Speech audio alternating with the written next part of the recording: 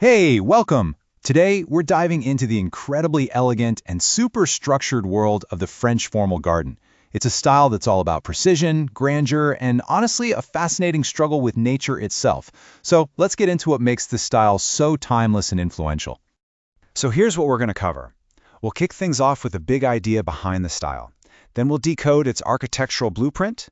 After that, we'll look at the exact plants and materials they used, talk about the pretty intense upkeep required, and finally, see how you can take these classic ideas and make them work today. All right, first up, the art of control. At its heart, the French formal garden is so much more than just a pretty space. It's a statement. It's really all about showing a triumph of human order over the chaos of nature. It's a whole philosophy, just built out of plants and pathways. Yeah, the Jardinal up front says it wasn't just about looking nice, it was a symbol, a massive symbol of power. This style really hit its peak with King Louis XIV at Versailles, and for him, it was basically a political weapon. Think about it. By forcing every single tree, path, and pond to obey his will, Louis was showing everyone that he had absolute authority, not just over France, but over nature itself. The whole garden was basically a giant outdoor stage for his power. Okay, so how in the world do you achieve that level of control? Well, it's definitely not random. It is a total masterclass in architectural design. Let's break down the key principles that create this incredibly powerful effect. The difference here is just it's night and day, right? On one side, you've got the formal style obsessed with symmetry, straight lines, perfect geometric shapes, everything, and I mean everything, feels deliberate. Then on the other side, you have the informal style, which is all about curves and letting things look a bit more natural. A formal garden isn't trying to copy nature, it's trying to perfect it with geometry.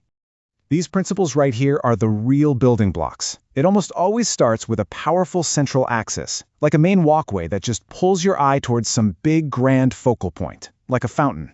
Then, everything on the left of that path is a perfect mirror image of everything on the right. You'll see geometric shapes everywhere, and those tall hedges, they're used like walls to create these separate outdoor rooms, guiding you through the space with a real sense of purpose and order. Okay, now that we've got the blueprint down, let's talk about the actual building blocks. The formal style gets its super refined look by using a very specific and pretty limited set of plants and materials. This table really lays it all out. The bones of the garden, its whole structure, come from hedges and topiary. We're talking about evergreen plants like boxwood or yew that can be trimmed into these perfect, crisp shapes. Then you have the pathways, gravels, stone, you name it. They do more than just give you a place to walk. They act like lines on an architect's drawing, reinforcing the entire layout. And finally, you get those big, dramatic moments, the fountains, the statues, the pools, that serve as these amazing focal points that just anchor the entire view. But let's be real, all of this precision and elegance, it comes with a price. And not just in money, but in sheer effort.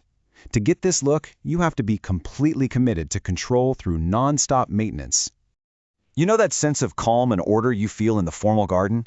It is absolutely not an accident. This quote hits the nail on the head. It is the direct result of constant, meticulous maintenance.